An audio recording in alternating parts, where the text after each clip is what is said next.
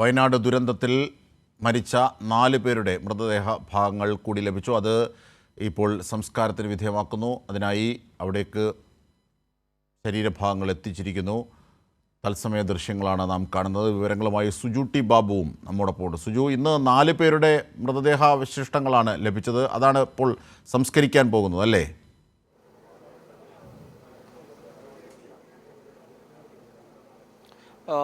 അജിംഷാദ്, ഇന്ന് ലഭിച്ചവരുടെയല്ല, ഇന്നിപ്പോൾ നമുക്ക് മനസ്സിലാക്കുന്ന 4 ശരീരഭാഗങ്ങളും 2 മൃതദേഹവും ഇന്ന് സംസ്കരിക്കുന്നുണ്ടെന്നാണ് ഇപ്പോൾ ലഭിക്കുന്ന വിവരം. എന്തായാലും ഇപ്പോൾ അവരുടെ ശരീരഭാഗങ്ങൾ ഈ പുത്തുമലയിലെ ഹാരിസ് മലയാളം പ്ലാന്റേഷനിലെ ശ്മശാനത്തിൽ എത്തിച്ചിരിക്കുകയാണ്.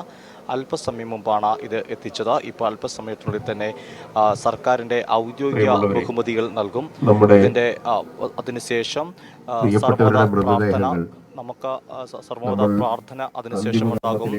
അതിനുശേഷമാണ് പുഷ്പചക്രം അർപ്പിക്കും. അതിനുശേഷമാണ് ഈ മൃതദേഹങ്ങൾ സംസ്കരിക്കുന്ന ചടങ്ങുകൾ ആരംഭിക്കുക. നമുക്ക് തത്സമയം അവിടുത്തെ ആ ഒടിയിലേക്ക് തന്നെ കടക്കാവുന്നതാണ്.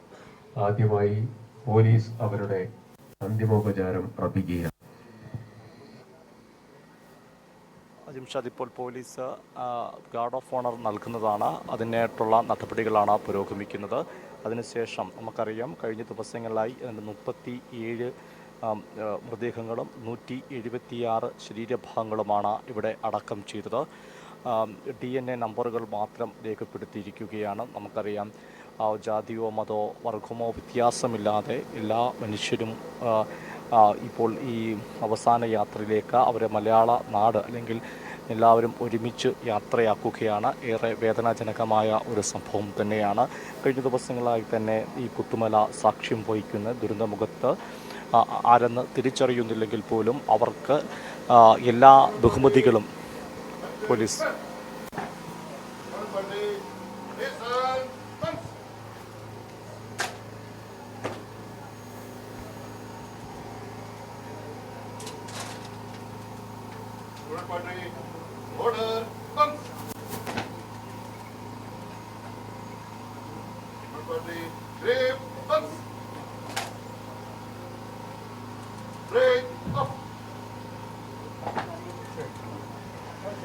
ഇപ്പോൾ പോലീസ് ഔദ്യോഗിക ബഹുമതികൾ നൽകി കഴിഞ്ഞിരിക്കുകയാണ്.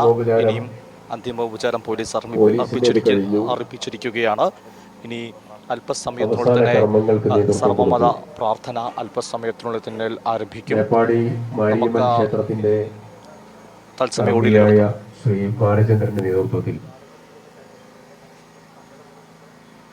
ക്ഷേത്രം ട്രസ്റ്റി കമ്മിറ്റിയുടെ ചെയർപേഴ്സണായിട്ടുള്ള അഡ്വക്കേറ്റ് ബബിത ഉൾപ്പെടെ ശ്രീ സുബ്രഹ്മണ്യൻ ഉൾപ്പെടെ എല്ലാവരുടെയും സാന്നിധ്യം ഇവിടെയുണ്ട്. അവരുടെ നേതൃത്വത്തിൽ അന്തിമ കർമ്മങ്ങളിലേക്ക് കടക്കുകയാണ്.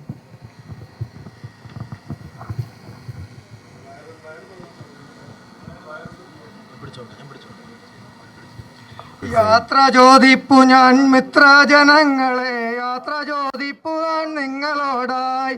യാതനാപൂർണമീ ജീവിതത്തിൽ നിന്നും യാത്രയാകുന്നു ഞാനേകനായി. മണ്ണിൽ പിറന്ന നാൾ തൊട്ടെൻ്റെ കാവലായി എന്നെ നടത്തിയ തമ്പുരാനെ, നിന്നുടെ പാദസായുജ്യം നുകരുവാൻ ഇന്നിതാ ഞാൻ വിട വാങ്ങിടുന്നു. എൻ്റെ സ്വപ്നങ്ങളിൽ ചാതുര ചാർത്തിയ മോഹങ്ങളെ വിടാലും രാമ രാമ രാമ രാമ രാമ രാമ പാഹിമാം. രാമപാദം ചേരണേ മുകുന്ദ രാമ പാഹിമാം. രാമ രാമ രാമ രാമ രാമ രാമ പാഹിമാം. രാമപാദം ചേരണേ മുകുന്ദ രാമ പാഹിമാം. രാമ രാമ രാമ രാമ രാമ രാമ പാഹിമാം. രാമപാദം ചേരണേ മുകുന്ദ രാമ പാഹിമാം. ഓം ശാന്തി, ഓം ശാന്തി, ഓം ശാന്തി.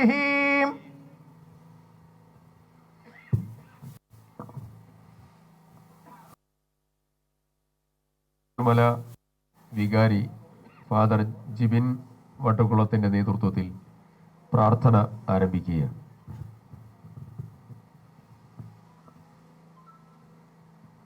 പിതാവിന്റെയും പുത്രന്റെയും പരിശുദ്ധാത്മാവിന്റെയും നാമത്തിൽ സ്വർഗസ്ഥനായ ഞങ്ങളുടെ പിതാവേ, നാമം പൂജിതമാകണമേ, അങ്ങയുടെ രാജ്യം വരണമേ, അങ്ങയുടെ തിരുമനസ് സ്വർഗത്തിലെ പോലെ ഭൂമിയിലുമാകണമേ. ഞങ്ങൾക്ക് ആവശ്യമായ ആഹാരം ഞങ്ങൾക്ക് തരണമേ. ഞങ്ങളുടെ കടക്കാരോട് ഞങ്ങൾ ക്ഷമിച്ചതുപോലെ ഞങ്ങളുടെ കടങ്ങളും പാപങ്ങളും ഞങ്ങളോട് ക്ഷമിക്കണമേ. ഞങ്ങൾ പ്രലോഭനത്തിൽ വീഴാനിടയാകരുതേ. സർവമത പ്രാർത്ഥന പുരോഗമിക്കുകയാണ്. ആമേൻ.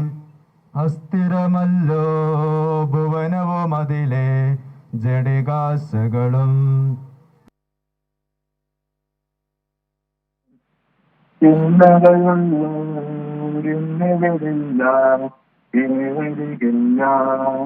യാത്രക്കാര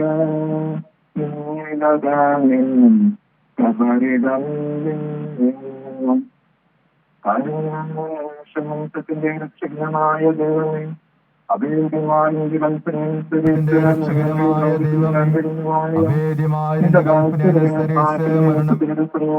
പ്രവേശിപ്പിക്കണമേ. മക്കളെ വിശുദ്ധരുടെ സമൂഹത്തിൽ പ്രവേശിപ്പിക്കണമേ. ഇവിടെ ആഗതനാകുമ്പോൾ കണ്ണ് കണ്ടിട്ടില്ലാത്തതും കാത് കേട്ടിട്ടില്ലാത്തതും മനുഷ്യ ഹൃദയം ആശ്രിതാത്തതും കാത് കേട്ടിട്ടില്ലാത്തതും മനുഷ്യ ഹൃദയം ആശ്രിതാത്തതുമായ സ്വർഗ സൗഭാഗ്യത്തിലേക്ക് ഈ ആത്മാക്കളെ നീ സ്വീകരിക്കണമേ. അവിടെ നിന്റെ പരിശുദ്ധരോടുകൂടെ സന്തോഷപൂർവ്വം നിന്നെ പാടി പുകഴ്ത്തുവാൻ വേണ്ടി നിന്റെ അനുഗ്രഹത്തിന്റെ ജലത്താൽ ഈ ആത്മാക്കളുടെ കടകൾ കഴുകി വിശുദ്ധീകരിക്കണമേ, ഇപ്പോഴും എപ്പോഴും എന്നേക്കും.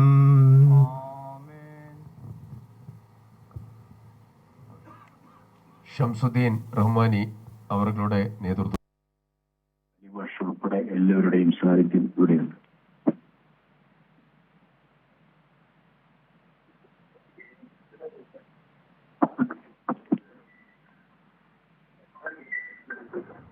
സർവമത പ്രാർത്ഥനയാണ് തുടരുന്നത്. ഇപ്പം ഈ മയ്യത്ത് നമസ്കാരത്തിലേക്കാണ് കടക്കുന്നത്. നമ്മുടെ പ്രിയപ്പെട്ടവർക്ക് യാത്രാമൊഴി നൽകുന്നതിന് വേണ്ടിയാണ് നമ്മളിവിടെ ഒരുമിച്ച് കൂടിയിട്ടുള്ളത്. ദൈവം തമ്പുരാൻ അവരെയൊക്കെ അനുഗ്രഹിക്കുമാറാകട്ടെ.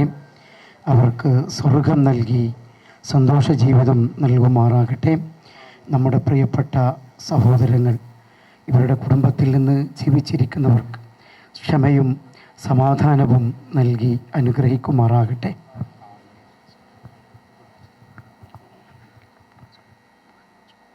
അല്ലാഹു അക്ബർ.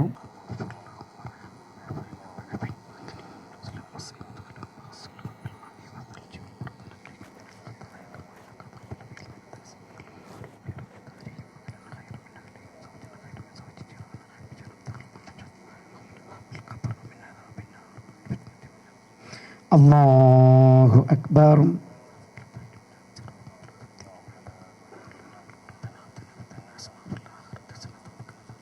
അസ്സലാമു അലൈക്കും വറഹ്മത്തുള്ളാഹി വബറകാതുഹു.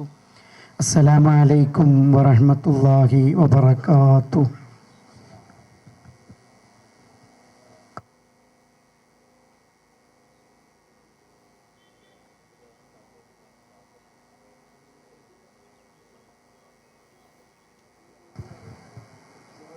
ഈ ഭാഗത്ത് നിന്ന് ഉള്ളിലുള്ളവർ മുഴുവൻ ഒന്ന് മാറി നിൽക്കണം. സംസ്ഥാന സർക്കാരിൻ്റെയും ജില്ലാ പഞ്ചായത്ത്, ബ്ലോക്ക് പഞ്ചായത്ത്, ഗ്രാമപഞ്ചായത്ത്, ജനപ്രതിനിധികൾ, ജില്ലാ ഭരണകൂടം, പൊതുസമൂഹം എല്ലാവരുടെയും അന്തിമോപചാരം അർപ്പിക്കുകയാണ്. ആദ്യമായി ജില്ലാ പഞ്ചായത്ത് പ്രസിഡന്റ് ശ്രീ സംഷാദ് മരക്കാർ.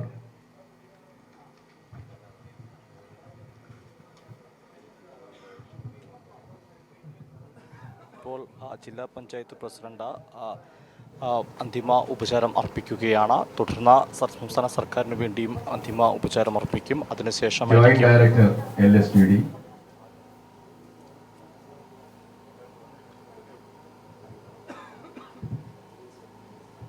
പ്രിയപ്പെട്ട ശ്രീ ദിനേശ്, LSTD ഡയറക്ടർ.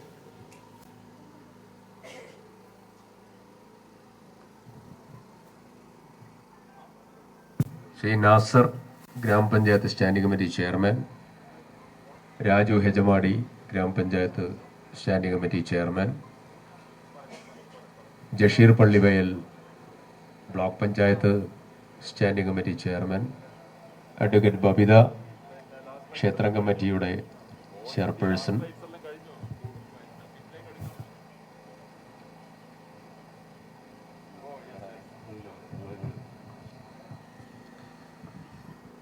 പ്രിയപ്പെട്ട ടി സിദ്ദീഖ് MLA,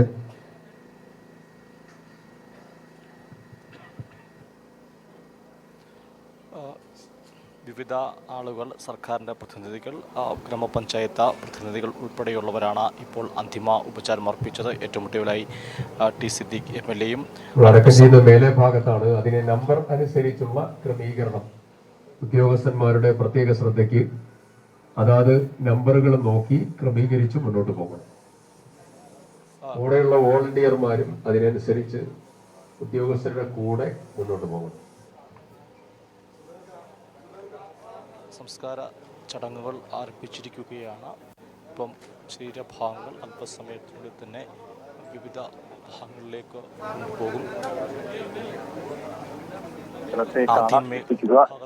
നാല് ശരീരഭാഗങ്ങളും രണ്ട് രാജ്യങ്ങളുമാണ് അടക്കം ചെയ്യുക എന്നാണ് ഇപ്പോൾ ലഭ്യമാകുന്ന വിവരം. അല്പസമയത്തിനുള്ളിൽ തന്നെ അതിന്റെ കർമ്മങ്ങളിലേക്ക് കടക്കുകയാണ്. നമുക്കറിയാം, ഉണ്ടായ ദിവസം അപ്പോൾ തന്നെ കുറച്ച് കഴിഞ്ഞ വിവരങ്ങൾ അനുസരിച്ചാണെങ്കിൽ ഏറ്റവും ആദരവപൂർവ്വമാണ് ശരീരഭാഗങ്ങൾ ഉൾപ്പെടെ അത് സംസ്കരിക്കുന്നത്. നമുക്കിപ്പോൾ അത് ദൃശ്യങ്ങളിൽ നിന്ന് വ്യക്തമാണ്. അത് ശരീരത്തിന്റെ ഏതെങ്കിലും ഒരു ഭാഗമാണെങ്കിൽ പോലും ഏറ്റവും ആദരവോടുകൂടി എങ്ങനെയാണോ സാധാരണഗതിയിൽ ഒരു മൃതദേഹം സംസ്കരിക്കുന്നത് അതേ തരത്തിൽ ആ ബഹുമാനം നൽകിക്കൊണ്ട് തന്നെ നമുക്കറിയാം നമ്മുടെ രാജ്യത്ത് അത്തരത്തിൽ തന്നെയാണ് സംസ്കാരവും മൃതദേഹങ്ങളോട് ആദരവ് പുലർത്തുന്നത്. അത് തന്നെയാണ് ഇവിടെയും സാധ്യമാകുന്നത്. ഇപ്പോൾ ഈ ശരീരഭാഗങ്ങൾ കൊണ്ടുപോകുന്ന ഒരു ദൃശ്യങ്ങളിൽ കൂടെ കാണാൻ സാധിക്കും ധാരാളം തീർച്ചയായും രണ്ടുപേരുടെ മൃതദേഹങ്ങളാണ്. ഒപ്പം രണ്ടുപേരുടെ സുജുട്ടി ബാബു, അതായത് മൃതദേഹ ഭാഗങ്ങളുള്ളത് 4 പേരുടെയും 2 മൃതദേഹങ്ങളുമാണ് അല്ലേ? തീർച്ചയായിട്ടും രണ്ട് മൃതദേഹങ്ങളും 4 ശരീരഭാഗങ്ങളുമാണ് ഇപ്പോൾ സംസ്കരിക്കുന്നത്, സംസ്കാരം നടത്തുന്നത്. അത് ഏറ്റവും ആദരപൂർവ്വം തന്നെ അത് മലയാള നാട് അല്ലെങ്കിൽ നമ്മൾ അവർക്ക് വിട നൽകുകയാണ്. ഇത് DNA നമ്പർ തന്നെ എഴുതി ചേർക്കുന്നുമുണ്ട്. നാളെ തിരിച്ചറിയുമ്പോൾ അതിന് അത്തരം തിരിച്ചറിയാൻ കൂടിയാണ് അത്തരം നമ്പറുകളിലൂടെ ഇവിടെ രേഖപ്പെടുത്തുക. മറ്റ് പദചിഹ്നങ്ങളോ മറ്റു കാര്യങ്ങളൊന്നും തന്നെ ഇവിടെ ഇല്ല. പകരം മനുഷ്യരൊന്നാകുന്ന എല്ലാവരെയും ഒരുപോലെ കണക്കാക്കിക്കൊണ്ട് അവരുടെ മതവിശ്വാസങ്ങളും എല്ലാം ശ്രമിച്ചുകൊണ്ട് സർവോദ പ്രാർത്ഥന ഉൾപ്പെടെ നടത്തിയ ശേഷമാണ് ഇപ്പോൾ ഈ മൃതദേഹം സംസ്കരിക്കൽ ഇതിലേക്ക് കടക്കുന്നത്. നമുക്ക് ആ ദൃശ്യങ്ങളിലൊക്കെ കാണാൻ വ്യക്തമാണ്. വലിയ ബഹുമാനത്തോട് തന്നെ ആദ്യം പുലർത്തിക്കൊണ്ട് തന്നെയാണ് അവർക്ക് വിട നൽകുന്നത്. നമുക്കറിയാം, ഇതിവിടെയും ഉണ്ടായിരിക്കുന്ന ഒരൊറ്റ രാത്രി കൊണ്ടാണ് ഇത്രയധികം ആളുകൾ ഈ സ്ഥലത്തിൽ.